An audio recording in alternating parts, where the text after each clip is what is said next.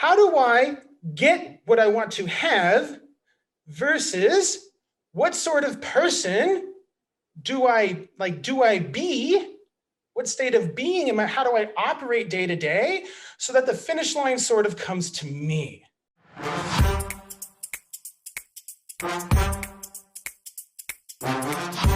Hey, it's Joel Irwin. Welcome to another very special episode of Experts Unleashed. And today I've got a repeat guest, which I'm going off the top of my head now. I'm trying to remember of all of the podcast episodes that we have done on Experts Unleashed. I do not think we have had a repeat guest. And if there were one person that I would want to have on as a repeat guest, it would be our repeat guest that is on the show today, Dr. Trevor Kashey. And so I'm really excited because I'd say maybe 20 or 30 episodes ago, we did our first interview with Dr. Kashey. I highly recommend that you listen to that.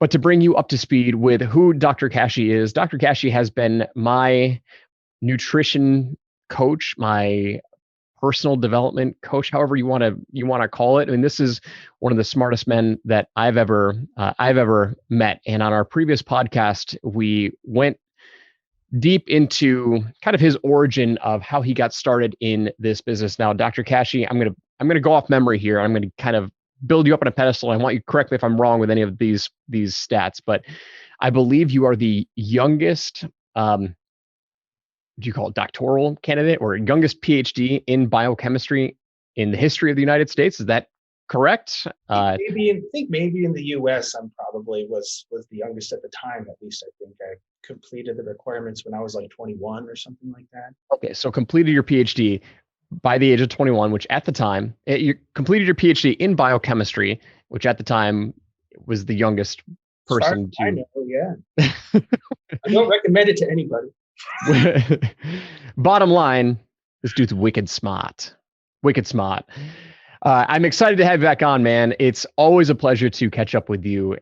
I've been a customer client of yours since 2018. I took a little bit of a hiatus for a few months, but I've been back on for over a year. I'm back with Huggy, and it's a great experience. And so today we are going to talk about why smart people do dumb things, because you are more than just a nutrition coach. You are somebody who understands the human mind, understands human behavior, understands human habits and tendencies. And we, before this podcast, before we hopped on, we talked about a wide variety of topics that we could talk to, and we kind of isolated and pinpointed this topic to dive into. And so I would love for us to kick it off and start on this topic. So what is this idea that you have of, where did this idea come from of, why smart people do dumb things? Let's kick it off with like the foundations. There's two, it all kind of comes from one thing. It all kind of comes from one thing, and it stems from demandingness. Okay. So I, as you know, am a super duper semantic person. Okay. Words matter a lot. Words are how we talk to ourselves and other people. This is how we communicate ideas. This is how we store information in our noggins. It's how we do all the things with words. And when we kind of combine words with stress, we start to do and say and think and act in funny ways. And when you take a step back, you kind of see that the stuff that you're telling yourself, if you're paying attention, makes very little sense. And one of the core reasons why, just to steal that language back from you, why smart people do dumb things is because they set ridiculous expectations. Okay. And these expectations are typically in the form of demands. Should, ought, must, gotta, have to, need, right? People, particularly smart people, particularly high-performing people that like to do a lot of stuff and get all the things, they use extreme sort of hyperbolic language like this day to day. And it creates a sort of perfectionistic tendency. I have to get an extra 500 clients. I need to make $1 million. I must eat perfectly. And do you really have to, need, or must do any of these things? No, no. However, when people kind of program their minds that way, what do we really need? We kind of need some air. We kind of need some food. Beyond that, it's all kind of optional. The rest of it is really just a matter of convenience.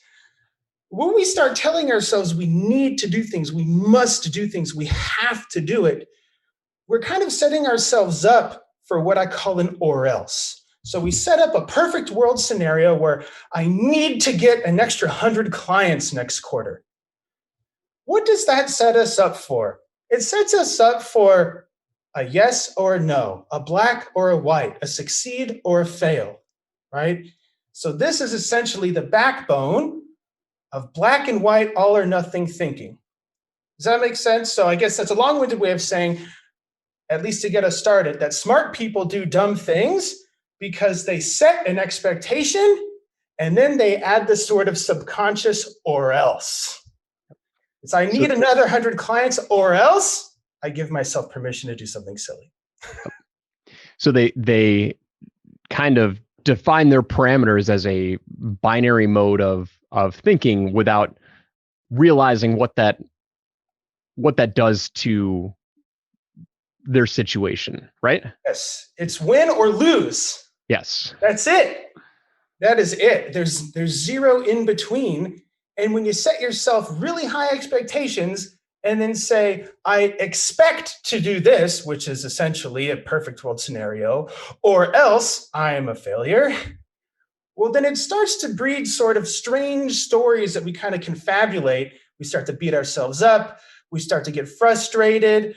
We start to get mad at ourselves and other people. And then we use that as permission to do dumb things that end up making our situation worse. And in the business that I work in and the people that I talk to, a lot of it is, staying up late, alcohol, food, doing dumb sexual things that might disturb relationships, things like that, where people start to give themselves permission to do dumb stuff because they've violated their perfectionistic expectations. So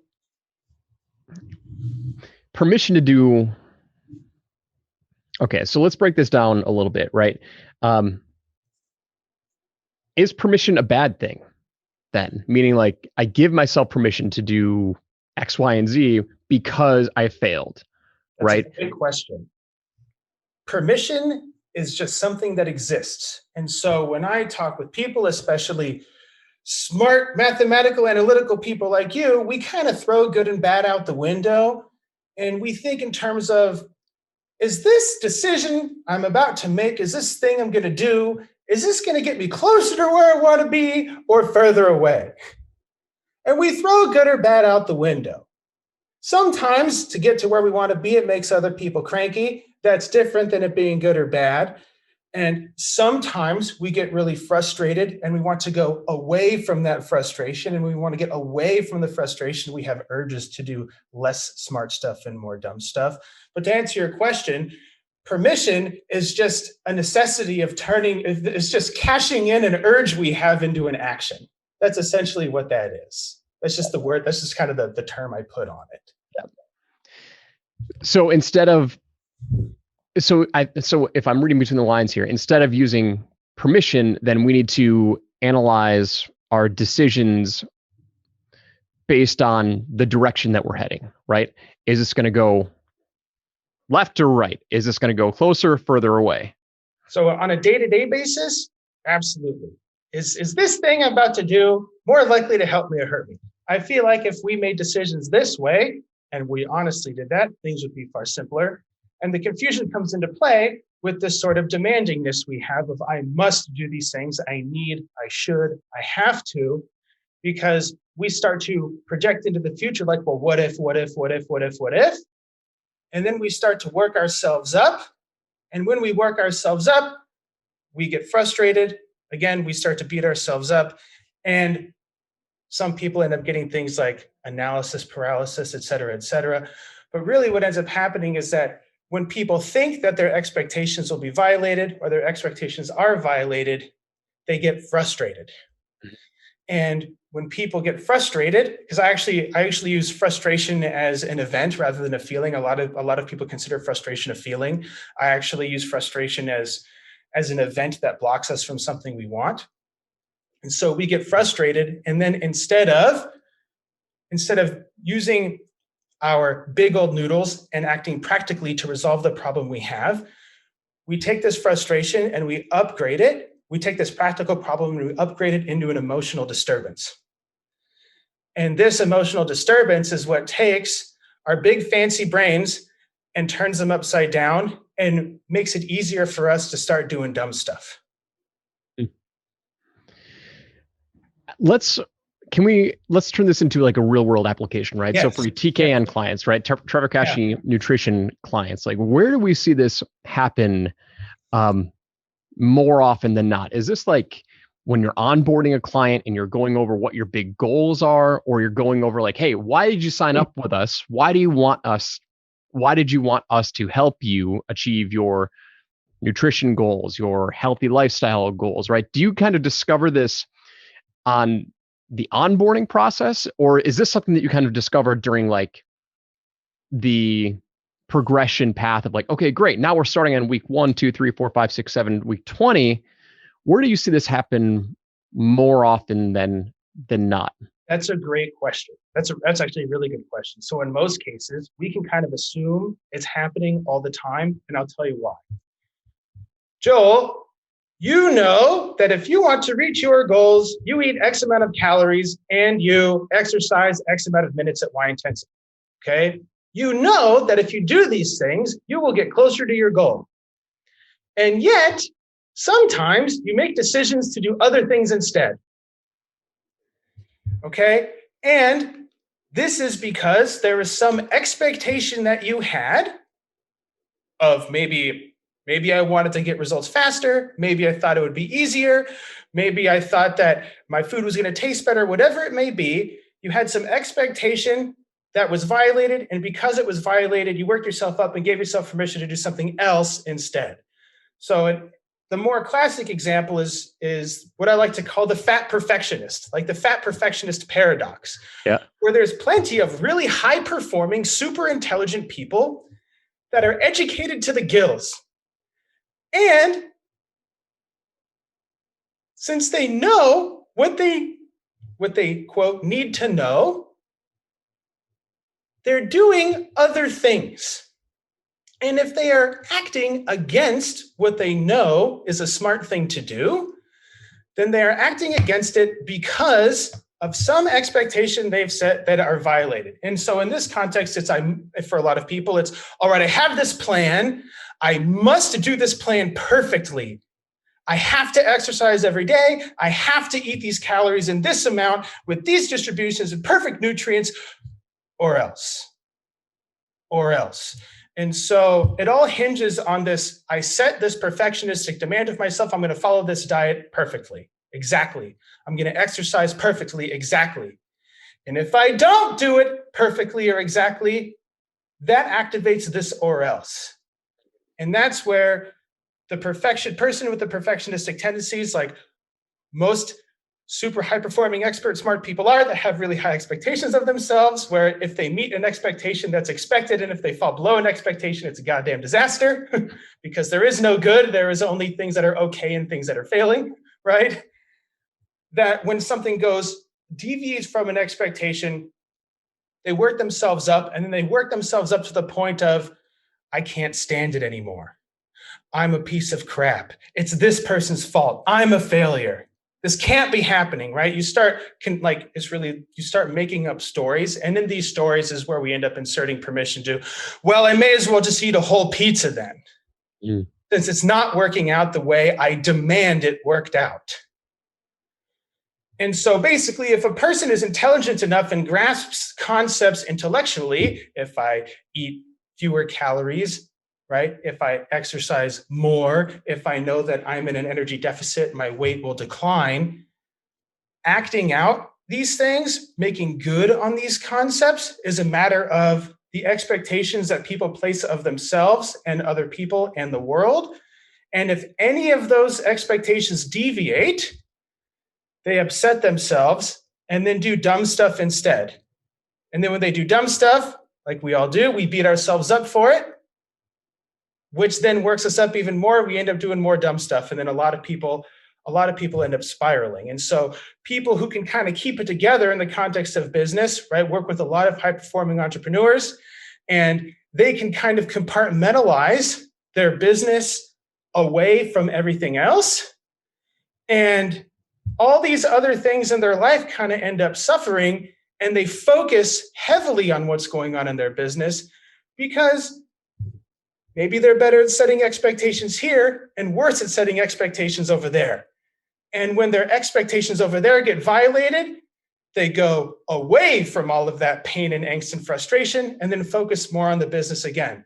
Now, what's happening is that what we both know is that in the background, all of this ugly stuff is now happening, and we kind of start burning the candle at both ends. Like the more we focus on our business, the more our personal life and our health and our sleep and all this other stuff is kind of going to heck in a handbasket, which makes operating our business more and more difficult. And then something ends up blowing up out there, which ends up affecting our ability to perform right here in our business. And so by the time a high-performing entrepreneur gets to me, this is kind of on the verge of happening or has already happened. Because it's, well, I know how to eat, I know how to exercise, I know how to do all these things, but maybe my ability to set expectations over here is a little bit worse than it is when setting expectations in my own business. And then all of that frustration that's occurring outside of the business starts to leak over to my work. And that's when it becomes a justifiable expense to try and get all that stuff on the straight and narrow. So is it safe to say that when somebody comes in, right? Somebody comes into, TKN and they sign up with you, in their mind, they probably say, hey, listen, I want to get to X weight. I want to lose 10 pounds. I want to lose 30 pounds.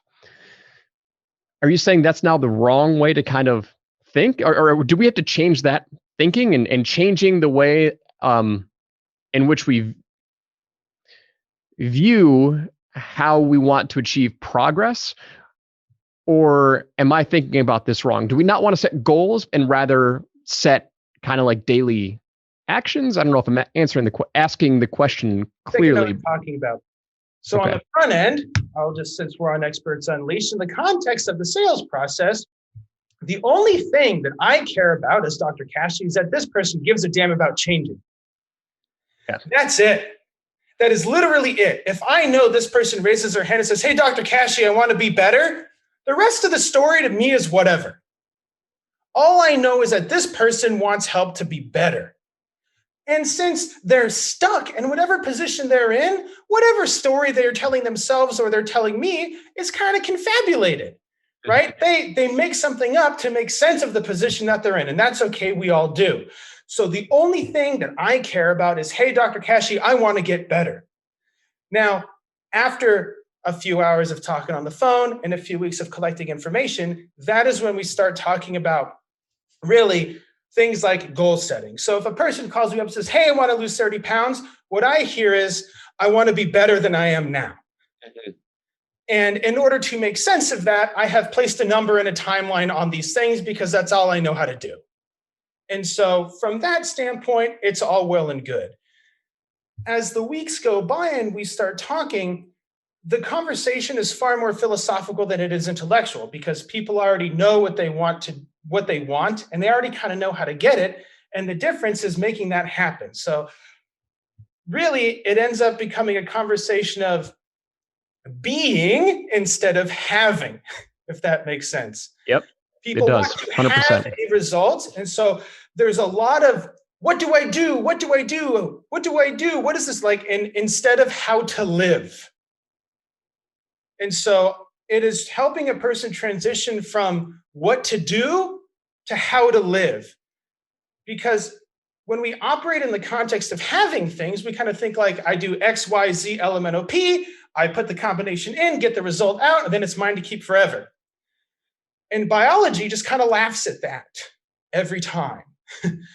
And it has less to do with how do I get what I want to have versus what sort of person do I be? What state of being am I? How do I operate day to day so that the finish line sort of comes to me? And so we know that a person wants to get better. I know you want to get better, and I know the direction you want to go. The timeline and the numbers associated with that are preferences rather than needs. And that is also something we established, because if I must lose 30 pounds in 12 weeks, or else, we build in permission to act like doofus faces when reality conflicts with the need that we make up, right? So I understand that you would prefer to lose X amount of weight in Y time, okay? The real thing that matters is, one, that we are moving in the right direction, and two, that when we make a goof, we correct it. And so if you combine moving in the right direction to corrections as you go, if you operate like that day to day, you will end up surpassing whatever petty goal you set for yourself anyhow, because you're teaching yourself how to become the sort of person that accomplishes these things on accident instead of on purpose. By becoming the sort of person that eats well and trains and spends time with family and is analytical with their business, and all these other things, the progress just kind of happens. It just, because you become the sort of person that makes progress rather than obsessing over attaining whatever this relatively petty thing is. If my business grows year over year for 10 years or 20 years or 30 years, what does it matter what the quarterly financial goal is for this exact, if you think in those terms, is my business better than it was 1 quarter ago? Well, if I do that for 40 quarters, I'm going to be doing okay. Yep. And so in that regard, it goes more from setting goals, and we actually use the language of solving problems instead. And so we take it as in more of the context of applying the theory of constraint. Instead of what striving do we need to do to reach the goal we have, that's kind of we call it hitting the gas. A lot of coaches tell people to go for it, do it, more energy, more violence, more. We kind of take a step back and think what is limiting you right now? Because taking whatever your limitations are and kicking them right in the gonads, you're going to end up progressing more, longer, and faster than revving the engine in park. Mm-hmm. And so we apply the theory of constraint rather than obsessive goal striving. If we know you want to lose body fat and build muscle mass, well, what is preventing you from taking the actions day to day that will make it so every day you lose a little bit of fat and gain a little bit of muscle? Because if those things, if those basic daily behaviors are stuck, well, then who gives a damn what the goal is? You can set as big of a goal you want. It feels good when you set it. And you're just setting yourself up to act like a silly goose later. Does that make sense? It does. So on this line of thinking of stories that we tell ourselves, right? If we are to transform into smart people do dumb things, which is the story of saying, I want to lose 10 pounds in 3 days, 40 pounds in 6 weeks, whatever that arbitrary statement is.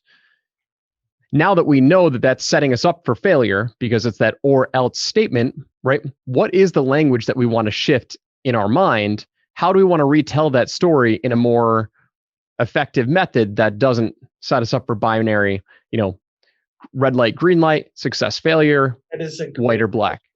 That is a really great question. And a lot of it hinges back to demandingness. It's, I need to lose 30 pounds. And the restatement is, I would prefer to lose 30 pounds, and I'm okay with tolerating the daily frustrations to make it happen. And so there's this sort of contractual compound statement we make with ourselves, is that we state the perfect world scenario as a preference. Instead of, I need to lose 30 pounds, it's, well, I would like to lose 30 pounds. That would be convenient. That would be convenient if the perfect world scenario happened. But I also know real life is a thing, and I will become the sort of person that is more likely to make progress and make that happen. So it's just level 0 is really figuring out what these ridiculous demands are that we place on ourselves, that we know that, like, okay, it might be possible in the perfect world. And is the world perfect? No, that means we suck at setting goals. So we take whatever we know our demand is, we should, must, have to, need, and we literally change it to a preference instead and make it into a but statement. I should be losing 30 pounds a week, but I know real life happens, and I'm okay making progress where I can get it. Because what's the alternative, Joel? Not being okay with progress? And that's how people are. They get pissed off when they make progress because they set the expectation that the progress should be better, or that they kind of forget the longitudinal aspect of reaching any goal, and that the more data points you have, the smoother the line looks. And the fewer data points you have in the shorter amount of time, the wackier the line appears to be. And when you accumulate enough data points over long enough, you can make that line look as smooth as you want. And so when we set goals, that's kind of what we think about in our mind. We see this nice smooth line over a relatively long period. And when you zoom in, it looks like saw teeth. It does. So to answer your question one more time, to summarize it all, it's literally is like this demand that we have: should, must, have to, need, gotta, changing it into a preference. Because needs are distorted. What do we need? We need food and water. Everything else is kind of optional. Everything else is a desire that would be more convenient to have. And so if we say it like it is, like, I would really like to lose 30 pounds, but I know there's going to be some frustrations along the way, and that's okay. I'll deal with it. Instead of, I must lose 30 pounds or else I won't deal with it and act like a silly goose. You know what's funny is I can speak to this with personal experience through working with you, the first go around that we did. So I remember it clear as day, right? So I signed up with you. I wanted to get healthier. I wanted to get that was what I wanted. I wanted to get healthier. Didn't really know how much weight I wanted to lose. A trigger happened in my life that caused me to want to get in a healthier state of mind. So my uncle passed away unexpectedly from a heart attack. I'm like, well, crap, I've got, I'm in that bloodline. I've got genetics. I tend to think that I might have a bad heart. I'm like, you know what? It's time for me to get my health under control. So through Nick, I met you and started your program. And, smart people do dumb things. But when I went through the first go round with you, I came in completely uneducated, but that was really by design. And what happened was I went from, I think I started out at like 168 pounds. I'm 5'11" and a half, 168 pounds. I had some love on me, and I dropped all the way down to, I remember like the first couple of weeks, I could drop like 3 or 4 pounds, and going through your process, and I kept dropping more weight every single week. I got down to 160. And I'm like, holy crap! Like I haven't been I haven't felt this light in such a long time. And then I went to 159 and 158 and 157. I'm like, oh my God, like how much lighter am I going to get? And like the process kept going. I dropped down to like 152, 151, 150. I'm like, am I going to disappear? Like at some point, like I was like, holy cow, like how much lighter am I, how much weight am I going to lose? And so we adjusted accordingly. And, you had a target in mind, which you never told me, by the way. And I think you told me you weren't going to tell me like where we were going to get to. And I think you said ultimately, like, because I'm like, I can't, like, I need to put on some weight right now. Yes. So I actually have data pulled up right here, and you lost more than 10% of your body weight within like 10 weeks. Yeah. And to be clear, there's visual markers, because we had a conversation of where you wanted your body fat to be. Yep. And so we were losing body fat until the body fat you wanted to have matched the body fat that you actually had. And then there would be the difference of, okay, now how much do I want to weigh at this body fat? So the first phase is we're just going to peel off as much fat as we can until you get to the body fat you want to be at, and then we can put the beef back on. Yep. And it just so happens we all kind of hold more body fat than we think we do. And that's traumatizing. Anyway, keep going. I have your data pulled up here because I love it. So that first go round, right? I went in blind, meaning like I really didn't know what the process was going to be. Like, I trusted what you were taking me through, and I dropped a ton of weight relatively quickly.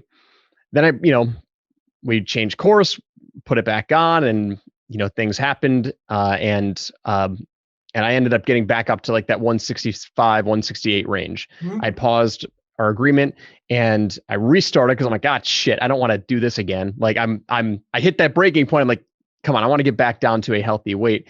And so I started working with you guys again. Only the second go around, like my progress was drastically slower because it was almost like I was educated. It was the curse of knowledge, meaning like I kind of just knew what I needed to do now, and like I knew what the process was, and in my mind, I started to make compromises with myself, saying like, okay, well, like I know what I'm supposed to be doing this week, and if I deviate a little bit, then I'll just make it up next week. I started having these compromises, and like I did end up getting down to like 158, which I was super happy with. Like 158 was kind of like my internal goal. Yeah. And then over the past like 6 months, I slowly put it back on to where now, like I go through these waves, right? I'm still working with Huggy, but like my whole rant here was saying the first go around with you dropped weight tremendously and really, really quick because I went in blind. Yeah. And second go around, like, okay, now I know kind of like what it is, and my progress has been much slower because I start making compromises with what I know the process is. And so all that being said, in my mind, I think there's some sort of correlation with why smart people do dumb things and why you might actually should want to enter one of these realms with a dumb mindset of like, yes. Like an uneducated mindset. Yes. And to your point too, it is important to mention that slower versus faster is kind of like the good or bad sort of thing, where it's sure your progress is slower in the context that the measure, like the changes in the numbers per unit time are less, and the difference is that with you, as far as I know, you are okay with this. Yes, I was. And so this is good. The issues arise when people make compromises, they have slower progress and still expect that the progress is faster, and then upset themselves. And then they upset themselves enough until they catch the I can't stand it itis. And I've done all this work, my progress is crappy, I can't stand it anymore. Why bother? Or else, right? Yep.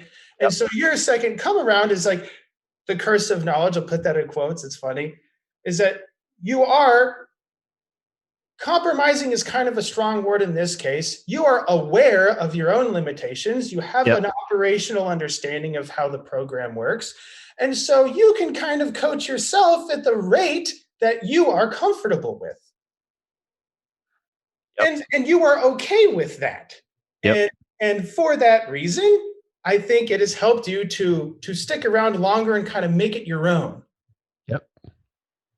Yeah. Yeah, exactly. Because, now that I'm thinking about it, like I did understand like this idea of like coaching myself. And so like I'd look at my numbers and, I looked at MyFitnessPal the other day. I've logged in for like 510 days in a row. I'm like, I can't think of anything else that I've done for 510 days in a row. And I'm like, that's kind of cool. Like it's now a game. And number one, it's now habitual. And there's a lot to dissect into that just through my personal journey of like what I've learned over the past 2.5 years of losing weight, gaining weight, losing weight, gaining weight, but managing the emotions that come with it and understanding, okay, is there a real goal? Like, is there a number that I want to get at? Or is that a must or have? Or is that like a manufactured binary, Yeah. binary state? And ultimately, I have just started to learn to fall in love with the process. And I've heard that from, I don't know if it was from you or from other people in our network, but it was, I think that's the best way for me to kind of describe it, just understanding that there's the process and fall in love with it. Like this past week, I've made a newfound kind of like commitment to, okay, let's start moving down the path of progress again. Nice. Whereas the past like 3 to 6 months, I've been in a range where I'm like, I'm kind of happy with what I'm doing right now. As long as I don't balloon up, I'm totally cool. And, but I've made a commitment to like, okay, it's time to now, let's dial things in a little bit and let's start moving down the progress path again. And it is a big mindset shift. It is a mental game. Yeah. You're making that transition from having to being. Yeah. And when you are that sort of person, then making those changes is far more natural and sensical. Yep. And the obsession over having kind of sets us up to be competitive and petty and get upset and be all weird. And you have put yourself in a position to make these changes your choice. So I would even take that word progress and throw it out the window. It's now I'm ready to make changes. Yep. Versus progress or regression, right? Just you're now in a position where like, okay, I'm in a position where I want to change in this direction now on purpose. Now I want to change in this direction now on purpose. And those changes are at your discretion and they are your choice. And I think that it's just really cool to see, because I even notice in the way that you talk about it and the progress that you make. And to be frank, the way that you're sort of looking here for the way that your body has recomposed itself has been very cool. Because I've also been working out a hell of a lot more. When we first started, I didn't work out at all. Yeah. I was my step count was like 3,000 a day. Now it's 15,000. And I'm rucking. So I don't know how much extra energy that expels, but I just enjoy rucking. So I do it. And now I'm going to the gym 2 to 3 times a week, and I'm like noticeably stronger. And that's just really cool. That's really cool. So that's a huge change that I've made over the past year and 3 months. But changing on purpose, like that is it. Like that's like to dial it all in. That's one of those things though, like if you say just, hey, I want to teach you to change on purpose, like on the front, people are going to think that you're weird, and it like people aren't going to really want to, like it's not a marketing term, right? Yeah. I'm a marketer, so it's like I'm a marketer, but I also I like to learn how people actually learn. And so like you have to take my marketing mindset and hit them where it hurts. But it's one of those things where you say, oh, I want to teach you how to change on purpose. People are going to think that you're some fairy dust, weirdo. And so you have to come at it from a few different angles. And I think that we have ultimately come at it with the why smart people do dumb things angle. I like it. Yeah. I like it. Yeah. Kind of got to be what's the I got it in quotes here. It's the sheep in wolf's clothing. Yep. Yeah. Yep. Yes. Awesome. This was fun. This was an enlightening conversation, and I didn't really have any clear expectations of where we were going to go with this, but God, I love talking about psychology, and I never really liked talking about goals, but when I talk to you, I like talking about that type of stuff and progress and change, right? If there's one thing I learned from this conversation, it's not progress. It's not goals. It's change. It's changing on purpose and with a purpose. Changing on purpose and with a purpose. Yep. Yeah. Yes. Is there anything that we left out that you want to contribute to this specific topic before we wrap up? Like, did we miss anything? Is there something you want to talk a little bit more on that you wish we kind of dove deeper on? Actually, man, I think I'm solid. There are other things that we could bring up, and I just think it would be a whole other can of worms. Agreed. The Agreed. one thing that I want everybody to take away from this is that words matter. It's how we program ourselves. It's how we propagandize other people, right? And we propagandize ourselves just as well. And when we set up ridiculous expectations of ourselves and other people, we simultaneously give ourselves permission to do dumb stuff when real life laughs at our expectations. Love it. I love it. Eloquently said. Eloquently recapped for everything that we talked about today. Dr. Kashey, where do we find you? I know you've got a podcast coming out. Is that live yet? Podcast is live. There's 2 episodes out now. It is Coffee with Dr. Kashey. I think if you search that, it pops right up. For anyone else listening to your Experts Unleashed podcast, you can go to trevorkasheynutrition.com. We'll talk to y'all for free. Just make sure that when you put in a little contact us information, you said he came from Joel's place, because that is important, because we love Joel and Joel knows cool people, and we're into that whole nepotism thing unapologetically. So if Joel thinks you're cool, I think you're cool too. That's all that matters. We've got your back. Thank you so much. Well, I'm going to subscribe to your podcast because I can't get enough Kasheyisms. When you're doing your Coffee with Kashey is live, I tuned into many of them. Eventually, I just got off of Facebook, so apologize, but I haven't been listening to them lately. But if you think that this conversation was enlightening, I encourage you to sign up for his podcast, subscribe to his podcast, because I promise you, every time you listen to Dr. Kashey, you will get a little bit smarter, maybe even a lot smarter. And if you decide to change on purpose your intelligence level, I would direct you to the Coffee with Dr. Kashey podcast. That's probably the best place that you can go to change your intelligence level on purpose. How about that? Change on purpose. Awesome. Excuse me. All right. So thank you for listening today. It's been a blast talking to Dr. Kashey. I hope you enjoyed what we've discussed today. So if you enjoyed this episode, please check out Dr. Kashey. Reach out to him. Let him know you heard him on Experts Unleashed for the second time. And we'll see you on the next episode. Take care.